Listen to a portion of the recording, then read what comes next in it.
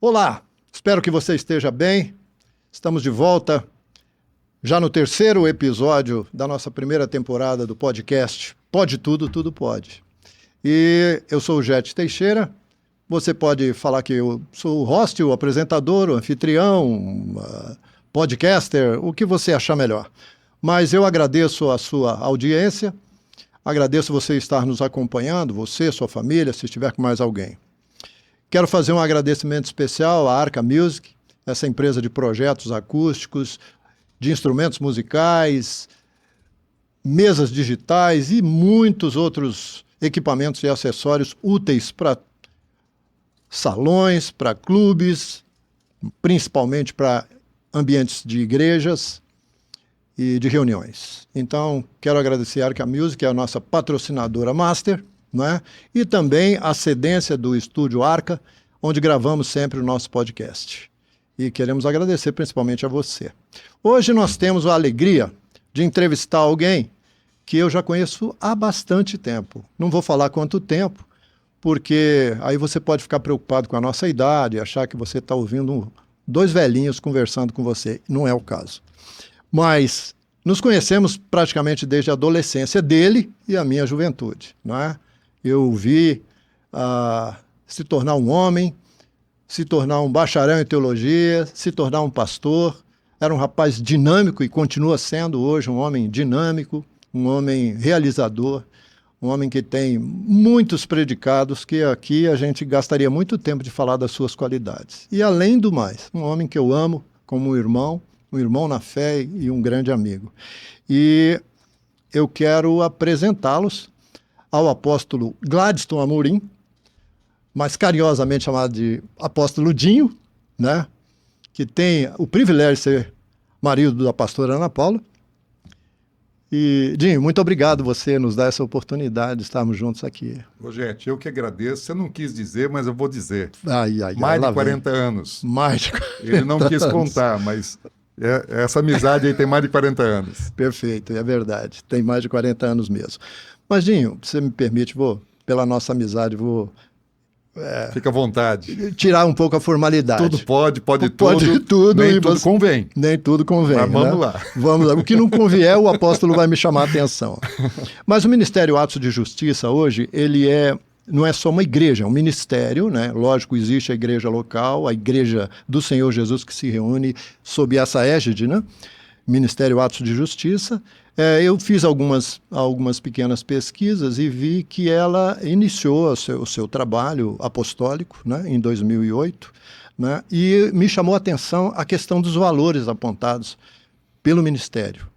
Liberdade, santidade, adoração e intimidade. Eu queria que você falasse um pouquinho sobre isso, o porquê essa escolha. Legal. Isso aí não foi uma escolha nossa, foi uma direção, né, muito específica que recebemos do Senhor. Só antecedendo os valores, nós temos uma visão. Né? Nós temos Perfeito. uma visão que foi baseada primeiramente numa experiência que eu tive antes de ser pastor, antes de começarmos a Atos de Justiça, uma experiência com o Senhor Jesus. E Jesus, ele estava numa câmara nupcial e foi um semi-arrebatamento. Né? Estava orando dentro de um ambiente de culto doméstico e ao mesmo tempo que eu estava naquele ambiente, eu fui levado para um outro ambiente. Eu sabia tudo que aconteceu ao meu redor, mas estive num outro lugar onde Jesus se apresentou numa câmara nupcial e eu do lado de fora pedindo para entrar. E aí me veio aquele assim, o coração, uma sensação da noiva. Sim. Né? Eu não estava ali num estado de noiva com véu e grinalda, nada disso, tem nada a ver, sou macho. Sim. Mas estava com um coração de noiva, né? Aquela paixão, desespero pelo noivo. E depois daquela experiência que foi longa, né? Eu como um bacharel em teologia, batista, né? Sim, fiz teologia... Ficamos lá 30 anos debaixo aí da eu mãe falei, batista. eu preciso entender esse negócio na Bíblia. E aí eu fui estudar a Bíblia, né? Tudo que falava de casamento, de noivado, e sobre a tradição, cultura judaica de casamento e de noivado. E eu aprendi muitas coisas que eu não entendia, que eu passava assim, nunca tinha me aprofundado, né? Lia, tinha uma teologia rasa nessa questão. Perfeito. Mas a experiência me levou a buscar uma compreensão, né, muito maior, e junto com a compreensão teológica baseada na Bíblia também vieram revelações que o Espírito Santo começou a ensinar. Então, de lá para cá, virou para mim assim um alvo. Qual o meu alvo de existência? É chegar lá naquele dia, estar nas bodas do Cordeiro na condição de noiva. Perfeito. Né? Aham. Digo como Paulo, não que já tenha alcançado, mas corro para o alvo. E aí, Maravilhoso. então, nessa busca, o Espírito Santo nos disse 4 características que precisariam ser desenvolvidas na noiva. Então, esse é o meu objetivo, é o meu alvo pessoal, e é aquilo que a gente trabalha com a igreja. Então, Perfeito. a meta de edificação, de crescimento espiritual da igreja é preparar a noiva para Cristo. Sim. Então, esse é o nosso objetivo maior, uma visão que só vai se cumprir na eternidade. Nós não vamos cumprir o nosso propósito nessa vida. O de preparar, sim, mas a consumação é só lá. E aí o Espírito Santo nos deu os 4 valores. Né? Falou que a noiva ela precisa ser livre de maneira plena, do pecado, do mundo, do diabo, né? De si mesma, Sim, né? Da própria religiosidade. Perfeito. Ela precisa, isso é uma pré-condição para o resto. E aí quando a noiva ela é livre, está disponível, não está pegada a coisa nenhuma, não está igual a mulher de Ló, né? Que olha para trás agarrada nas coisas da terra, Sim. mas está disponível para o Senhor, aí ela pode experimentar o verdadeiro nível de santidade. Ninguém vai ser santo, consagrado, sem ser livre primeiro. Perfeito. Então não é assim como pilares, como pés de mesa, né? 4 pilares, não. São níveis a serem alcançados. Primeiro, liberdade, depois é a santidade, né? Vida em santidade, consagração ao noivo, purificação para o noivo. A noiva tem que ser pura. Aí, adoração. Não no sentido do louvor. O louvor é uma ferramenta, uma das um manifestações, instrumento né? para adoração, o mais gostoso que existe, Sim, o melhor. Aham, Né? sem dúvida. Mas adoração é estilo de vida. Quer verdade. comais, quer bebais, quer façais qualquer outra coisa, fazei para a glória de Deus. Então a adoração é estilo de vida. Abel era adorador, mas não tinha música ainda. Né? É verdade. Você tinha não tinha pelo menos instrumento musical. Podia bater umas pedrinhas e tal. Quem né? sabe, mas instrumento pedacinho de musical, né? Foi só o bisneto de Caim que começou a desenvolver Exatamente, instrumento musical. Então a adoração ela vai além da música. É um estilo de vida. E intimidade, né? Qual que é o último nível da noiva? Relacionamento de intimidade, aquele assim que é você e ele. Perfeito. Né? E depois o Espírito Santo nos mostrou que esses 4 valores levam um tempo, né?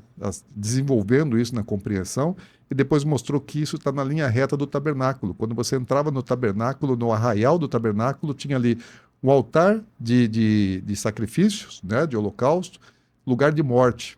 No Novo Testamento, Paulo fala assim: apresentei os vossos corpos em sacrifício santo e agradável a Deus. Então Deus não removeu o sacrifício, só mudou. Sim. Não é mais o sacrifício de animais, mas é o sacrifício do meu eu. É o lugar da morte do eu. Né? E ali, só na morte do eu que eu me torno livre. Né? Enquanto o meu estiver no controle, Na não tem frente, liberdade. as Estou coisas escravo. É verdade. Estou preso. verdade. Logo depois do altar de sacrifício, tem uma pia de bronze, que é onde o sacerdote fazia a purificação com água. Santificação. Entrava no santo lugar, à direita, mesa dos pães da proposição, à esquerda, menorá, e à frente um altar de ouro, que ele pegava o incenso, né, pegava a brasa do altar, colocava no incensário e fazia fumaça santa, adoração. E dentro do Santo dos Santos, né, a Arca da Aliança, presença, lugar de intimidade. Então, a adoração é pré-condição para chegar naquele lugar. Os verdadeiros adoradores que adoram o Espírito em verdade, né, se habilitam para entrar num outro nível de relacionamento de intimidade. É isso que nós estamos buscando. Perfeito. Isso 4 me lembra valores. uma coisa também, a questão da santidade, né? Ela fica bastante... chama bastante atenção, porque você estava falando sobre a questão do tabernáculo, né? Se por acaso o sacerdote ia entrar no tabernáculo para fazer as suas ações de adoração e de propósitos com Deus, eu não sei se essa história é verdadeira, mas conta-se que amarravam uma corda no tornozelo dele e ficavam lá de fora com esse pedaço de corda, que ele podia não sair de lá vivo. Iam ter que puxá-lo para fora, não iam poder buscá-lo lá. Está o tamanho daquele lugar ser santo, né? Está na instrução bíblica, né? Que o sacerdote ele devia entrar ele tinha um sininho na roupa dele, né? Então, estou vivo.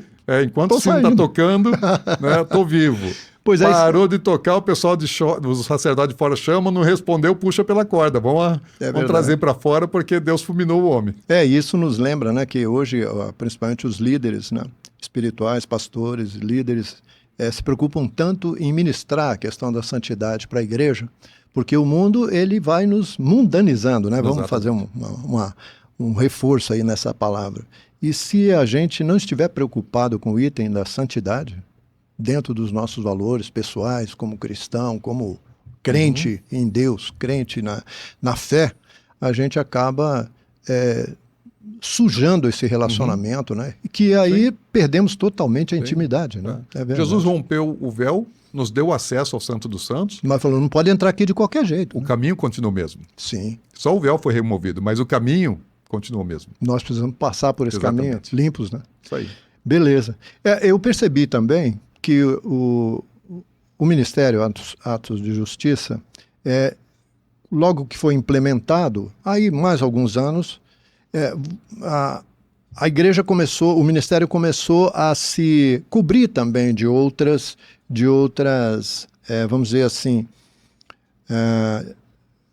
para abençoar mais a vida das pessoas, membros, familiares e tudo mais, das famílias da igreja. Houve uma associação com a UDF, né? Com todos aqueles cursos, Homem ao Máximo, Mulher Única, né? Educando Filhos à Maneira de Deus, Veredas Antigas, né? E depois também eu percebi que existem convênios, né? Um convênio ou uma parceria com a MCM, né? A Missão Cristã Mundial, né? Sim. É uma missão. E MEVAN. MEVAN, o apóstolo Luiz Hermínio, é a nossa cobertura. O MEVAN é a cobertura espiritual do ministério. Né? Sim. Desde o início, né, a minha consagração ao ministério, fui abençoado, né, pelo pastor Gilson, Ronaldo, todos os pastores da Igreja Batista, quando chegou o tempo de eu começar o ministério, me liberaram, me abençoaram, né? Mas a consagração foi feita. Estavam os batistas, estavam lá. Até o pastor Jonathan de Oliveira estava lá na minha consagração. Esse era o xerifão, né? Tinha que estar lá, né? Estava lá, ele já estava assim, né? Já estava bem avançado de idade. Sim, mas ele sempre torceu muito por você, pelo seu ministério, né? Ele sempre foi um paizão para nós, né? Foi, claro. Não foi apenas nosso pastor, era uma referência de homem de Deus maravilhoso. Mas a minha consagração, quem fez foi o apóstolo Luiz Hermínio. Então o MEVAN, ele traz a cobertura espiritual para o ministério, né? Sim. Somos ligados ao MEVAN. Que maravilha. Isso é importante a gente saber, né? Você me falou alguma coisa que vocês sentiram necessidade de ampliar, né? Fora das paredes e dos muros da igreja, ampliar esse trabalho apostólico, né? E nós, em conversa que nós tivemos antes, você me falou que a igreja também tem um braço estendido lá no nosso país vizinho, Paraguai. E eu queria que você falasse um pouquinho sobre isso. Como é que isso aconteceu? Como é que é o nome desse trabalho? Então, aqui nós temos um instituto de trabalho social que chama Atos de Amor, e a igreja é Atos de Justiça e a instituição de trabalho social é Atos de Amor. Sim. Lá no Paraguai, nós temos a igreja, Actos de Justiça, sim, e nós temos o trabalho social, Actos de Amor. Perfeito. Né? Lá no Paraguai. São CNPJs, ou o RUC, né? O registro lá é próprio, distinto. Próprio do país, né? Mas Deus me levou através de um casal de missionários. Isto em Peruan Cabaleiro. Peruan Cabaleiro. Bem no fundo. Lá dentro da cidade. Nada a ver com o comércio da frente. Não conhece o final da cidade. Não sabe o que é Peruan, né? Não, uma miséria muito, muito, muito grande. Já viajei por muitos lugares do mundo, né? Na África, muitos lugares carentes, mas o lugar que mais me impactou foi no Lixão, o aterro sanitário de Pedro Juan, onde nós temos um trabalho lá também. Então, nós fomos para lá e estamos lá, já tem mais de 10 anos, por causa de um casal de missionários que me procurou só para me falar que estava indo. Não vieram nem pedir nada. Eles contaram que estavam indo para o Paraguai, tinham um chamado, daí eu perguntei, mas quem está enviando vocês? Como é que vai ser o sustento de vocês? Né? E eles falaram, não, nós vamos fazer pão caseiro e bombom, e vamos vender na rua e vamos nos manter lá para fazer a obra. Nessa hora o Espírito Santo falou comigo, falou, não, você vai junto. Puxa você vai prover. Daí assim já veio, porque foi muito forte a voz do Espírito. Perfeito. Comecei já a chorar, falei para ele, eu não sei o que vai acontecer, como é que é a história, mas vamos nós fazer isso, né? Nós estamos indo junto. Perfeito. E hoje nós temos lá uma igreja, né, a Actos de Justiça, temos uma casa-lar de meninas lá, temos um projeto com mais de 300 crianças que acontece na igreja. 300? Mais de 300 crianças. Nós fizemos agora, 2 semanas atrás, a festa das crianças, que lá Dia da Criança. O Dia da Criança é em agosto, Perfeito. não é em outubro. Uhum. Então nós fazemos uma festa para elas no final do ano também.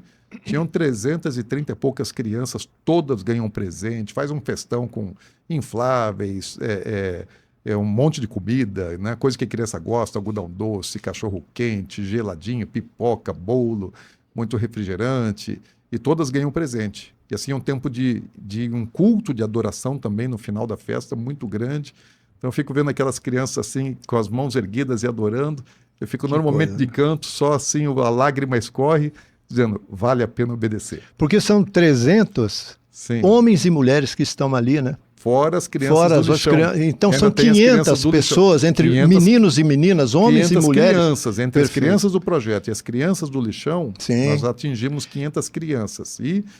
Que são enxergados já como pessoas que Deus vai usar grandemente, né? Agora, naquele sabe país. Por quê, Jete? Assim, é o Paraguai que eu tenho um entendimento que o Brasil, nós estudamos a história da guerra. Nós devemos alguma coisa, né? E nós estudamos pela ótica contada pelo brasileira. Brasil. A deles é contada diferente. Completamente. O Brasil dizimou o Paraguai. Foi invasor e dizimou. E tomou território. Matou quase todos os homens. Quando acabaram-se os homens, o Paraguai colocou mulheres e crianças. E o Brasil matou muita criança. Que coisa, matou muita criança. Então nós somos devedores. Existe um sangue derramado. E esse sangue derramado, ele nunca para de clamar. Né? Perfeito. Então o Brasil levou uma nação morte, que definhou a outra, morte, né? levou miséria, porque depois disso empobreceu muito a nação que estava em desenvolvimento, e nós estamos pagando uma conta muito alta. Perfeito. Porque hoje a morte entra no Brasil pelo Paraguai. Exatamente. Droga é como e se arma. fosse dado o troco de forma bem elaborada agora. Está sendo requerido desgraçando vidas no Brasil.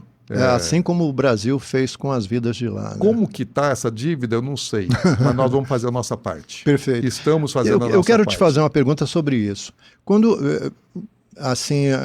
você teve essa experiência com Deus, conversou com esse casal de missionários, logicamente, você como pastor presidente, né, do ministério, você tem outros pastores, né, outros casais de pastores, né, nos ministérios elencados na igreja, né, em vários ministérios que eu pude perceber que são bem delineados, cada um na sua área, né? Sim, são 11 casais. 11 casais. E como é que foi contar isso? A igreja chegou já abraçando? Precisou haver algum momento de... Olha, então orem comigo, ou então quem quer entrar nessa comigo? Como é que foi essa... Porque é um trabalho muito sério, né? Muito sério. Sim. Eu sei de algumas igrejas que ajudam missões mundiais, missões, né, em países até escolhidos pela própria igreja ou casais de missionário. Mas uma coisa de mexer com uma cidade através dos filhos dos cidadãos daquela cidade, daquele país, é uma coisa muito mais séria, muito mais difícil. Né? Jete, fala assim que a gente vive um paraíso, né, na arte de justiça em relação ao colégio pastoral. Glória a Deus. Nós somos em 11 casais, na verdade 10 casais e uma viúva, porque era um pastor que faleceu há um tempo atrás, né? Então nós somos em 10 casais e mais uma viúva. Somos em 21 pastores na sede, fora os missionários lá no Paraguai. Perfeito. E assim, nós temos um negócio muito legal que não tem conflito entre os pastores, né? Há uma harmonia que assim um ambiente de cooperação, total, todo mundo sabe o seu espaço, o que tem que fazer, para que foi chamado, qual é o seu dom ministerial, e todos funcionam muito bem, né? Cada um dentro do seu dom ministerial. Eu posso até brincar, tudo pode aqui, né? Sim. Então, por incrível que pareça, nós temos 11 pastoras e elas não brigam. Olha só, hein? Não tem confusão. Essa parte aí foi meio perigoso, não mas tem tudo confusão bem. Entre que bom. 11 pastores e elas se entendem. Que bom, ótimo. Os pastores... Ter 11 pastores e se entenderem já não é tão fácil. Não, agora ter 11 dúvida. pastores que se entendem já é uma bênção muito grande. Então cada um, né, sabe o seu papel e todos apoiam o complexo, né? O ministério como um todo. Nem todos estão envolvidos diretamente no Paraguai. Então, alguns ministérios se envolvem mais diretamente e outros estão envolvidos com outras atividades e não estão tão próximos do Paraguai. Mas da igreja, por exemplo, só nessa última festa foram mais de 80 pessoas da igreja só para servir na festa. Né? Mais de 80 irmãos foram lá só para servir as crianças. Então a igreja abraça. 80? Mais de 80, eu não sei o total de quantos, mas foram mais de 80 irmãos da igreja. Maravilha. Só para ir lá servir as crianças. Quer dizer, preparar a festa, e são organizar. 400 quilômetros praticamente, né? Sim. 800 ida e volta e um fim de semana que tem que se abrir na agenda para nem está compensando comprar muito, então não vou nem por causa do comércio. Nem por causa do Shopping China e outras lojas. Não está justificando mais. É verdade. Mas uma coisa que eu queria te perguntar também, eu até provoquei essa pergunta sobre o ministério. A Atos estar lá no Paraguai, lidando com crianças, porque a gente sabe de uma outra obra grandiosa também, que o Ministério Atos de Justiça implementou em Campo Grande há algum tempo, que é o IEDUCA, é isso? O colégio. O Colégio de Educação Fundamental, Infantil fundamental. Daqui caminhando para 2 anos, daqui 1 ano e pouco, né, vai ser o médio, porque... Quando completar o 9º ano, né, você pode abrir o próximo. Ano né? que vem completa o 9º ano. Opa, já? Já no então já tem 9 anos.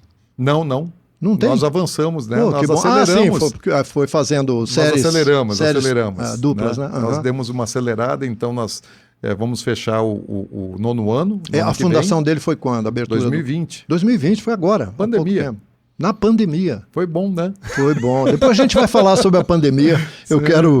Foi bom você me lembrar. Mas e por ser uma escola confessional, eu vi também que ela tem uma estreita relação com a educação do Mackenzie. Sim, nosso Fundação conteúdo Mackenzie. pedagógico é todo ele do Mackenzie. Uhum. Mackenzie tem material confessional, né, e nós adotamos o material confessional. Sim. Tem o laico também, o Mackenzie tem o material laico, Sim. nós adotamos o confessional. Uhum. E é muito bom. Né? O Mackenzie tem mais de 150 anos de experiência em educação. Né? Aqui tem o Erasmo Braga, lá em Dourados, né? O Colégio Erasmo Lá Braga. também é Mackenzie? 1.600 alunos, inclusive a irmã nossa, que é a diretora, a Leia, e a coordenadora pedagógica, se não me engano, a irmã dela, Mara Aquiles. Leia Aquiles e Mara Aquiles. São nossas irmãs presbiterianas, né? Que joia. E ela já há mais de 15 anos, é diretora lá. Eu me chamou a atenção porque eu sei o tamanho o tamanho do valor que tem essa estreita relação com o Mackenzie, né, com a Fundação Mackenzie, que isso dá uma qualidade espetacular ao ensino. Né? E o projeto educacional, né, eu digo que foi a melhor missão que Deus nos deu. Que beleza, hein? Né, porque nós temos a igreja, que é uma bênção. A igreja Lógico, ela abraça a família, né? mas... A igreja é maravilhosa. O que a família faz depois Vejo dos muito cultos, fruto na igreja. Né? Os projetos sociais, né? Temos muitos projetos sociais com famílias carentes, né? Assistimos várias famílias carentes com cesta básica, com outras doações. Um projeto no bairro Noroeste com crianças e famílias carentes do bairro Noroeste também. Projeto com morador de rua, a gente leva comida, excelente a comida, muito boa mesmo. Banho, roupa, casaco, coberta, todas essas coisas, né? Temos o projeto no Paraguai, tudo isso dá fruto. Mas o colégio, a frutificação, esse é o terreno que dá 100 por 1. Virou a menina dos olhos, né? Esse é o terreno que dá 100 por 1. Por isso né, que o mundo está investindo tanto nas crianças, doutrinando demais as crianças. Infelizmente, né? É uma péssima doutrina. Porque a criança ela é um terreno muito fértil e tudo aquilo que você semear numa criança vai dar fruto. Se você plantar uma boa semente, vai dar bom fruto. Se você plantar uma má semente, vai dar mau fruto. Né? Porque ela recebe, ela absorve com muita facilidade e ela dá respostas muito rápido, né, daquilo que ela está recebendo. Então a criança ela vem para o colégio, ainda que ela não vai ficar sendo ensinada em religião, filosofia cristã, o tempo todo ela está dentro de um ambiente cristão. Exatamente. Né? O colégio, né? Cuidadoso. Né? O padrão do colégio é o cristianismo, é a fé. Então, assim, a criança ela não sofre bullying de ser crente, de ter princípios, padrões cristãos ali dentro, porque ali é o padrão. É o padrão, perfeito. Então nós temos alunos ela tá que no ambiente dela. Nós temos muitos alunos de famílias que não são evangélicas, nem católicas. No entanto, não sofrem bullying dos cristãos, né? Não, dos e evangélicos. vão se ambientando, né? Porque a criança e o adolescente, eles reproduzem o meio. Então você vê assim, muitas crianças têm testemunhos maravilhosos de pais que chegam assim e contam dos filhos. Até teve mãe que chegou para mim e falou: pastor, meu filho, ele era assim, assim, assim, contou um monte de Não probleminhas. precisou de psiquiatra, nem psicólogo, nem Mãe analista. chegou e dizer 15 dias, pastor. Em Que 2 bênção, semanas que de bênção. aula, o meu filho é outra pessoa. Uhum. Uma irmã muito querida, né, evangélica, o marido é simpatizante, não é ainda. Não está na fé mesmo ainda. Mas ele visita a igreja, né, um homem de bom caráter, um homem muito bom, mas a mãe, né, de um adolescente, muito crente, de muitos anos de vida cristã, daí o filho adolescente foi lá estudar. Daí um dia a mãe me procura. Adolescente. Adolescente. E daí a mãe me procura para dar o testemunho. Falou que o filho dela estava na aula com o pastor Marcos. O pastor Marcos, ele é o capelão e ele é o professor de filosofia cristã, né, do colégio. Uhum. Fala assim que ele, depois das primeiras aulas que ele assistiu com o pastor Marcos, chegou para a mãe dele e falou assim: mãe, eu quero o Deus daquele homem. Que não coisa, tem preço, não gente. tem preço, não tem preço. Mexeu com a vida dele toda, né? Não tem e preço. com a posteridade dele. Sim. A gente crê nisso também, né? Batizou, glória a Deus, entregou a que vida para maravilha. Jesus. Então nós temos visto assim muitos frutos, crianças de famílias não evangélicas que vão estudar e os pais veem um fruto tão grande, um resultado tão positivo na vida das crianças, que eles vêm na igreja ver o que está acontecendo. Sim, de onde Eles vão saiu falar: isso? vou conhecer a igreja, Uhum, né? Porque o perfeito. colégio está vinculado à igreja, Sim. ainda que seja uma organização civil distinta, né? Mas está associado, está ligado, né? Espiritualmente, né? Está debaixo da cobertura da igreja. Sem dúvida. E as famílias às vezes vêm na igreja e falam: vou lá ver essa igreja.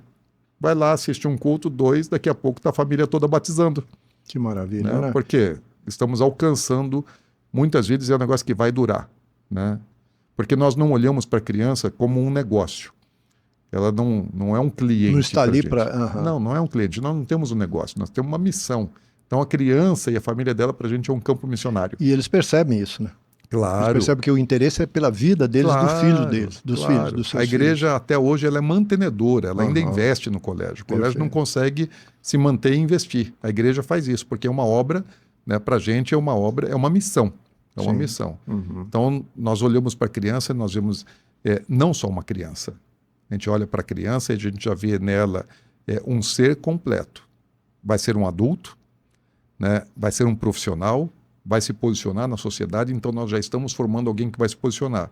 Mas não só isso, porque não basta uma pessoa ter uma boa profissão, se dar bem na vida profissional e ter uma família destruída. Uma vida rasa, né? Uma família destruída. Exatamente. Então nós não tem nem olhamos princípios familiares. cada menino, a gente olha para ele e fala: esse vai ser um pai de família. Exatamente. Cada menina, essa vai ser uma mãe de família. Perfeito. Então nós já vemos ali famílias. Uhum. Já vemos não profissionais somente, mas vemos pais, vemos mães e mais do que isso.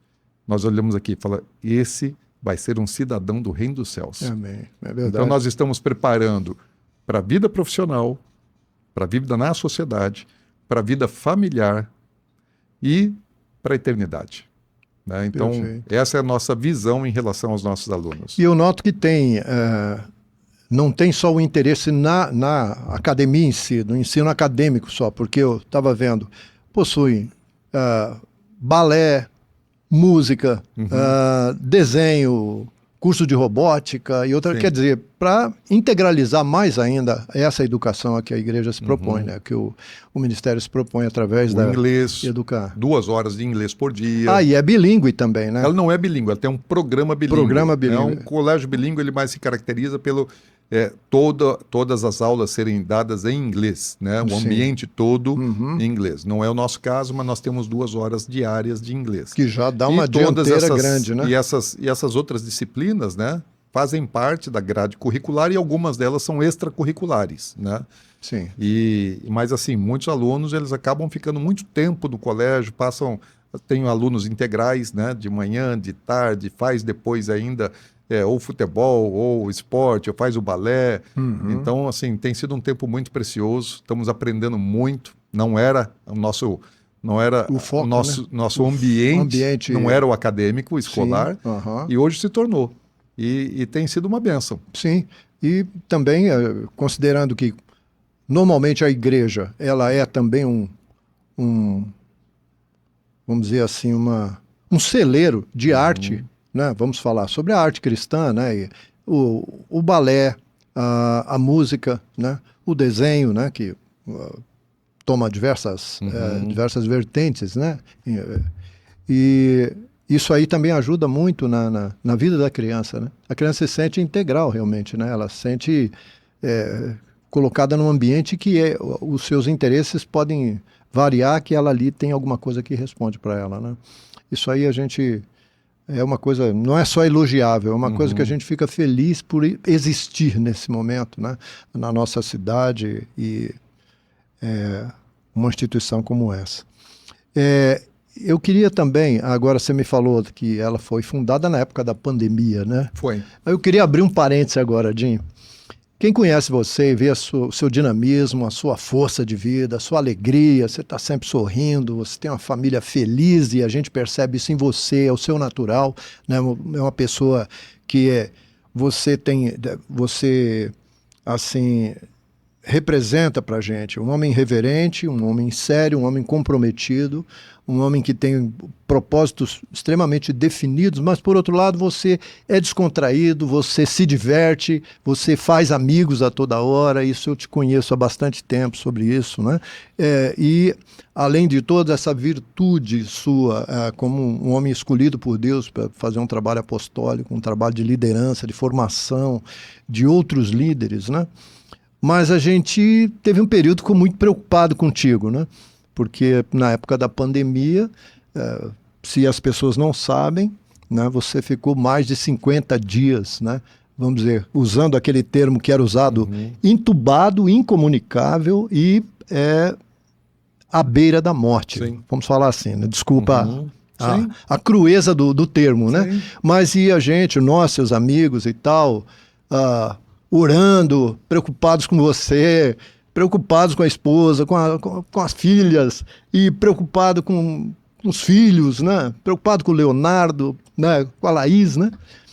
E só tínhamos que esperar. Eu queria que você contasse isso. Você sabe por quê? Eu acho que nós estávamos conversando esse dia, batendo um papo aqui mesmo, né? No estúdio, e eu depois que nós conversamos, eu vi existe Anima, um instituto que tem mais de 140 mil alunos, né? É um dos maiores institutos online do Brasil, né? O diretor, me fugiu o nome dele agora, ele disse que a pandemia veio para matar o velho. E quando ele estava nessa entrevista que eu assisti, ele teve que explicar. Ele falou assim, porque tudo depois da pandemia mudou. Então, eu queria que você contasse essa experiência e falasse o que mudou depois disso, né? Muita coisa, né? Primeiro, assim, a experiência foi longa, né? Foi muito grande, como você falou, só de UTI eu fiquei 53 dias. Quando eu saí da UTI, eu só fui transferido de internação para home care, mais 60 dias de cuidado. Continua assim com esse corpinho de atleta, não? Não, eu fiquei com 60 quilos, né? Eu tinha 95, hoje eu tô com menos. Perdeu 50% da massa. Perdi bastante. Mais de 30 quilos eu perdi, assim, gordura e músculo acabou, né? Derreteu tudo. Sim. E fui entubado, fiz tráqueo. Quando eu saí da UTI, eu saí com um aparelho de respiração. Saí traqueostomizado. Fui para casa com o aparelho ligado em você. Sim, todo conectado. Puxa né? vida. Foi só uma mudança de internação. Eu não tive uma alta do tratamento. Continuou intensivo em casa. Né? E assim, foram tantas experiências nesse tempo. No tempo que eu estava em coma induzido, quando eu estava sedado, eu tive muitas experiências no reino do Espírito. Experiências absolutamente reais. Né? Eu falo assim, Deus precisou me apagar para me falar e me mostrar as coisas que eu vi naquele tempo. Desligou a chave terrena, né?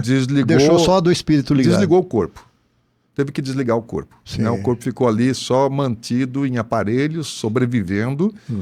Inclusive os médicos marcaram um dia para eu morrer. Seria de 19 de setembro de 2020. Isso Minha filha é médica, né? A caçula é médica, a Natália. Sim. E ela chegou a falar para minha esposa, para Ana Paula, falou, mãe, você vai precisar se conformar porque Deus vai recolher o pai. Que triste. E a Ana Paula falou assim, não vai, Porque existem promessas, Deus já falou com ele coisas que ainda não aconteceram e ele vai completar a obra dele. Então ele vai voltar. Amém. Né? Mas assim, para a medicina era um caso perdido, principalmente quando eu tive o segundo choque séptico. Né? No primeiro poderia já ter morrido, no segundo... Que é o terror para o médico, não? O médico... o organismo está parando, está o coração ali batendo. Desistindo já. Mas assim, esperando para apagar. Né? Eles fizeram tudo que eles podiam fazer, me deram uma carga medicamentosa cavalar, me deram 100 de noradrenalina, que assim é para matar. Qualquer um não aguenta. Acho que se me der 100 de noradrenalina hoje, acho que eu morro. Né? Coisa de veterinário, né? Eu acho que eu morro se me der hoje, né? Mas tinha propósito ali, manteve o coração funcionando. E o milagre aconteceu. Né? Mas nesse milagre eu tive muitas experiências durante o período de inconsciência e tive experiências depois, né? Então, assim, não dá para a gente entrar em tudo isso, até porque... isso numa outra conversa a gente vai abrir falar. mais, é Eu verdade. tenho um testemunho sobre isso, ele leva mais de 2 horas só contando tudo que eu vivi, do lado de lá e depois aqui. Sim. Né? O antes de ir, o estar lá e depois a minha volta. Sim. Então, foi um tempo que eu falo assim, foi o tempo mais difícil e o melhor tempo da minha vida. Que coisa, né? Porque eu nunca ouvi Parece Deus... uma coisa antagônica, né? Missão. Eu nunca ouvi Deus na medida que eu ouvi. Não, foi muito forte, porque não foi na consciência, foi só no Espírito. Sim, foi do Espírito de Deus para o teu. Muito real. Uma experiência muito real com o Pai. Mas para o corpo, né, para o Espírito foi o auge. Sim. De toda a minha existência, foi aquele período, foi o auge na minha vida espiritual. Das experiências que eu tinha tido anteriormente, essa foi a mais viva, a mais presente, a mais perto de Deus, vamos dizer assim. Muito, muito, muito forte, né? Mais do que tudo que eu já tinha experimentado de Deus. Isso é e do ponto de vista físico, foi o pior momento. Então, para o corpo, né, foi o pior. Para o espírito, foi o melhor. São antagônicos, Glória né? a Deus. Mas para mim hoje é bastante compreensível. Sem dúvida. Isso mudou alguma coisa assim? Depois você percebeu que algo no seu ministério mudou? Além logicamente, a receptividade, o amor, o reencontro com as pessoas que você ama, com o teu povo, a tua igreja, né? Os seus irmãos, aqueles que você tem responsabilidade especial, espiritual sobre eles. Né? Uma delas, né?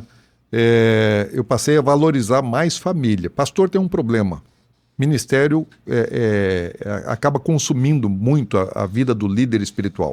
Isso é uma matéria que se bate há muito tempo, mas não se resolveu até hoje em tem muitos muita lugares. Responsabilidade, muita cobrança. E o pastor ele quer atender todo mundo e a família pode esperar um pouquinho mais. Se puder, ele salva o mundo. Isso, né? Então esse é o coração do pastor. Ele quer se envolver, fazer e acaba quem é que paga o preço normalmente é a família. Né? Ela dá o suporte, mas não recebe nenhum retorno. Eu nunca fui um pastor, um pai ausente, um marido ausente, mas quando eu voltei dessa situação toda, eu fiquei muito mais ligado à minha família. Então, era uma coisa que estava muito dividida para mim, o prazer de estar na igreja, o prazer de estar em casa.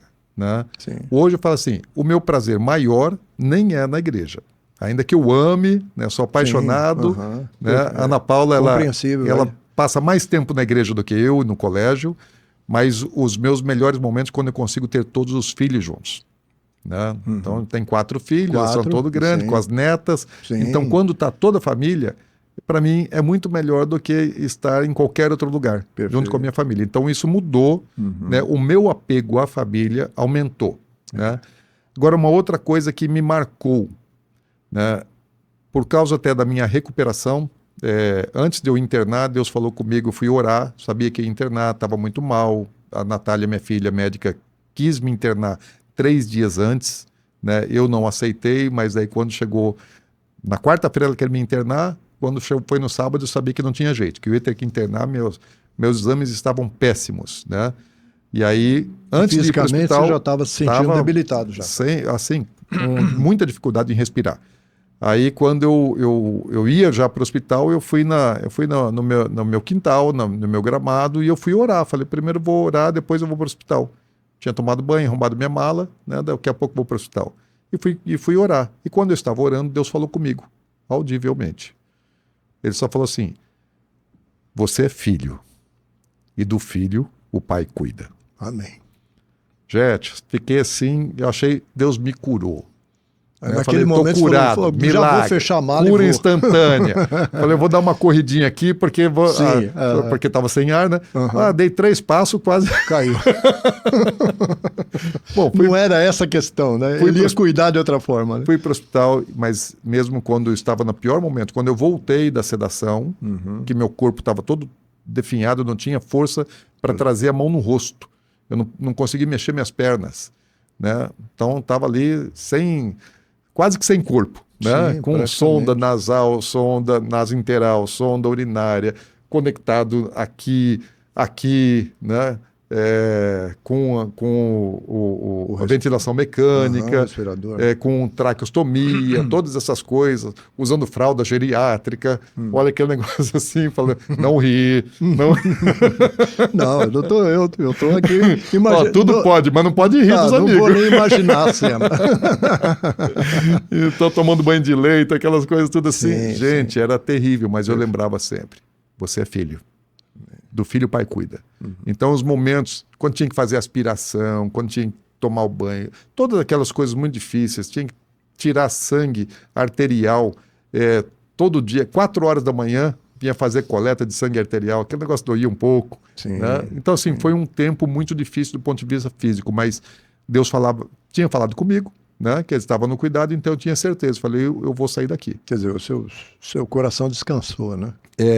Com a aflição física. Sim, quando eu fui para casa, eu ainda não conseguia sentar no leito. Eu sentava e eu nauseava. Muitas vezes eu nauseei no hospital tentando sentar, né? E eles queriam que eu andasse. Eu não conseguia ficar sentado.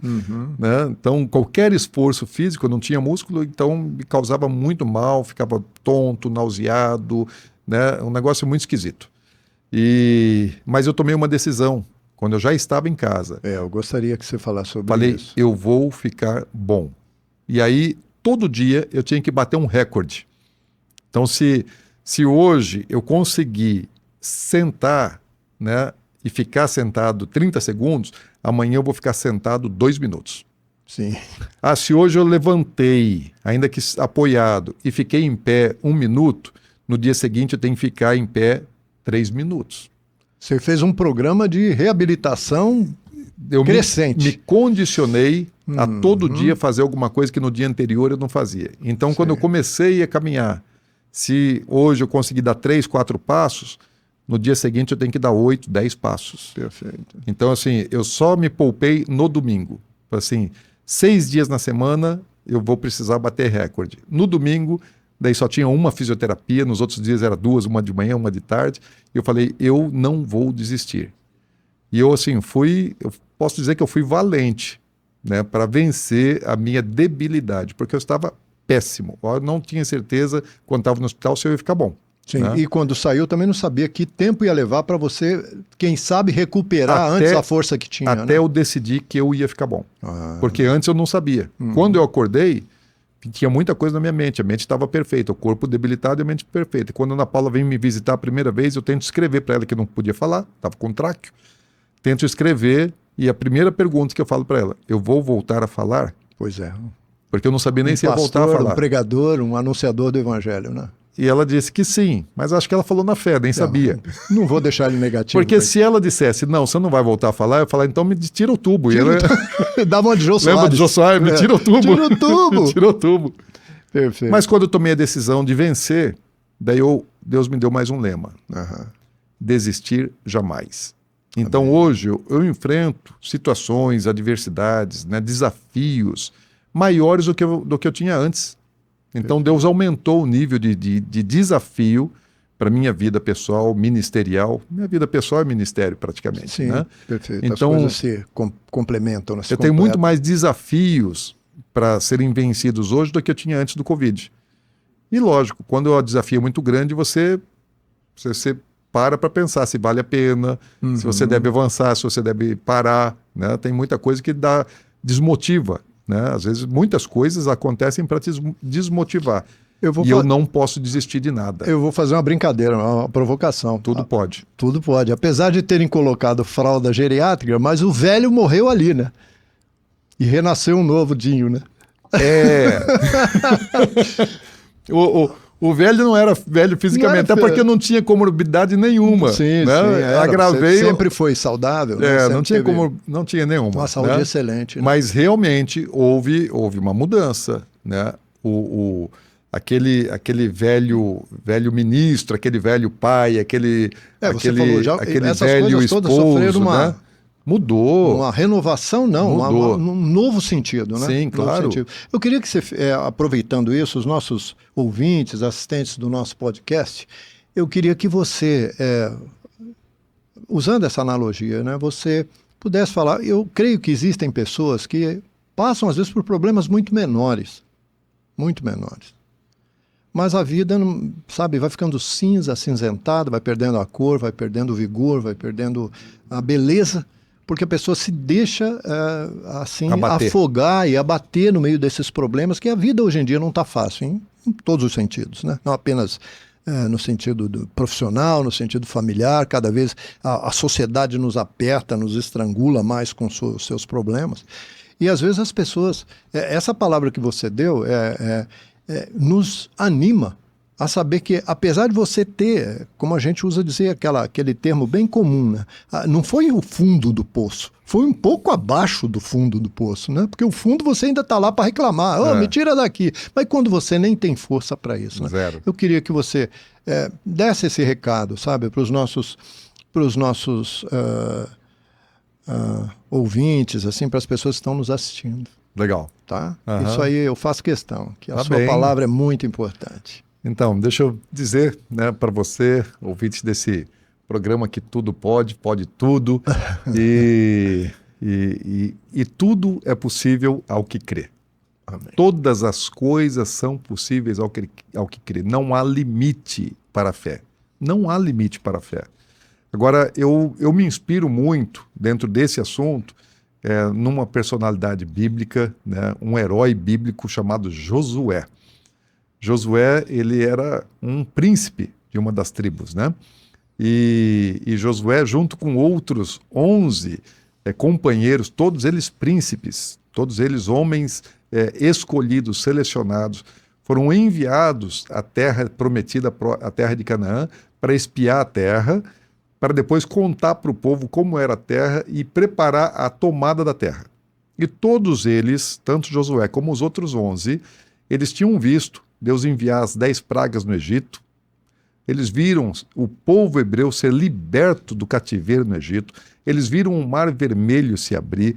Eles viram a pedra jorrar água. Eles comeram do maná que caiu do céu, dos bandos de codornizes. Eles viram o Monte Sinai fumegando, Deus descendo com a sua glória no Monte Sinai. Eles viram coluna de fogo à noite e uma nuvem de glória que os cobria durante o dia no deserto. Eles viram todas essas coisas, muito outras coisas milagrosas, e todos eles eram homens importantes e especiais. Só que 10 deles, eu não sei a razão, o que entrou na mente, no coração deles, quando eles viram algumas adversidades, eles decidiram retroceder.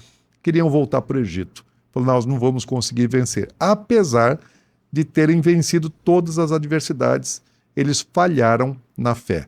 E todos aqueles que falharam na fé não herdaram a terra prometida. Daquela geração de homens adultos, só Josué e Caleb entraram, né? Os pequenos, os menores de idade entraram, aqueles que nasceram no deserto entraram, mas isso atrasou o projeto de Deus em 40 anos, a incredulidade. Daí quando você chega lá no livro de Apocalipse, né? E Jesus fala assim, quem vai e quem não vai entrar na cidade celestial, ele fala dos adúlteros, ele fala de vários pecados, dos homicidas, dos ladrões, dos mentirosos, e ele coloca também os covardes. E uma vez já te perguntei, por que o Senhor incluiu os covardes naquela lista de pecadores?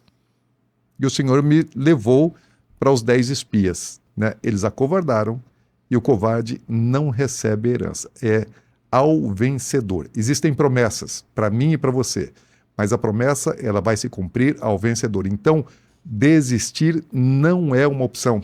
Nunca desista. Amém. Desistir jamais. Nós temos que caminhar firmes até alcançarmos a herança, não importa a adversidade, não importa a luta, não importa quantos problemas se levantem.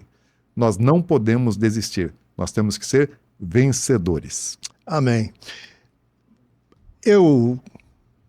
Com isso eu quero te dizer, quando nós convidamos você para assistir os nossos podcasts, nós dissemos já, desde o começo, que você vai ter algumas surpresas. Nós teremos pessoas aqui, não apenas pessoas relevantes, pessoas inteligentes, pessoas que conhecem do que fazem, mas gente abençoadora, gente abençoada, abençoadora e verdadeiramente palavra de Deus para o seu coração, para o meu coração. E quando nós pensamos em convidar o apóstolo Dinho, nós nos lembramos de várias coisas, né, que durante a nossa vida nos encontramos fazendo juntos e tal, mas sempre houve aquela torcida, né, para que tudo, desde que ele se tornou um pastor, aquela torcida como um irmão mais velho, né, um mano mais velho um pouco, de que tomara que dê certo com ele e tal. Nascemos espiritualmente num berço batista e de repente eu vejo o meu irmão batista, ele vai abrir um outro trabalho, que não é da ordem, não é da convenção, coisas assim, convencionais.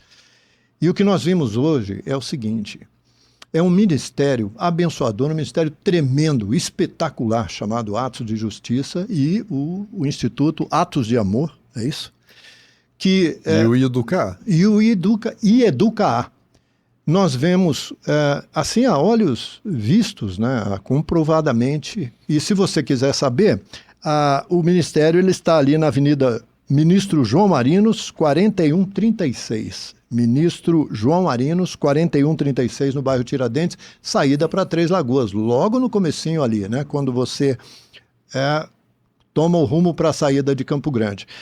E se você quiser conhecer um pouco mais disso, conhecer pessoalmente o apóstolo Dinho, a pastora Ana Paula, os demais pastores, a igreja, o ambiente que aqui a gente já percebeu que traz muita alegria para o coração dele e para a nossa também, através dessa conversa, nós convidamos você a conhecer esse ministério de maneira mais profunda, como apoiador, se você quiser, como frequentador, se você quiser, como participante dessa obra, porque as oportunidades estão abertas, né, apóstolo? Sim, nós queremos servir. Sempre quando chega alguém... Quem quiser igreja, ajudar, a porta está escancarada para... mas a gente sempre fala assim, olha, nossa missão é servir. Sim. Então, mesmo que chegue lá, se chega uma pessoa que é muito experiente, bem... Né, já estava no ministério, já liderou o ministério, fala, nós queremos te servir. Queremos que Deus quer que você sirva, mas primeiro nós queremos te servir. Né? Nós não queremos explorar as pessoas, nós queremos servir as pessoas e dar oportunidade para que elas sirvam. Certo. Dinho, eu gostaria de conversar muito mais, mas eu não quero tomar mais seu tempo, mas apesar que nós separamos esse tempo, também não queremos, né, cansá-lo, né? Vamos conversar outras vezes, vamos ter outras oportunidades, não é? E eu, de antemão, quero te agradecer. Olha, você é uma bênção de Deus. Obrigado, amigo.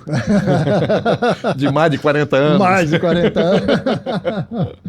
Deus o abençoe a sua família, continue abençoando grandemente o ministério que você tem servido e o ministério que Deus colocou no seu coração, na sua visão, na sua mente. Deixo com você as últimas palavras, assim, para que você possa nos abençoar e aos que estão nos ouvindo. Ok, deixa eu deixar mais uma reflexão. Que todos nós, eu e você, um dia vamos estar diante de Jesus. Todos nós. Quem crê, quem não crê, todo mundo vai se apresentar diante dele. E eu tenho um objetivo, estar lá como noiva, mas antes de entrar nas bodas do Cordeiro, tem uma prestação de contas.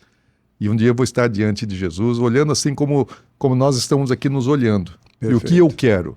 Eu só quero uma coisa, ouvir Jesus dizer, Dinho, você foi um servo bom e fiel. Sobre o pouquinho, você foi fiel. Sobre o muito, te colocarei. Amém. Entra no gozo do teu Senhor. Se eu alcançar isso, que mais eu preciso?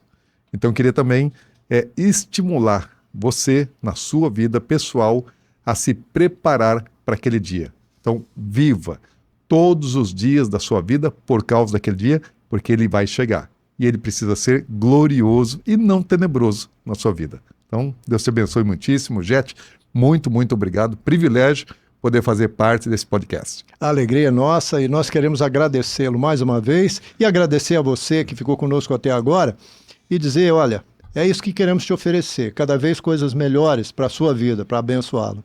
Que Deus o abençoe e até o próximo episódio.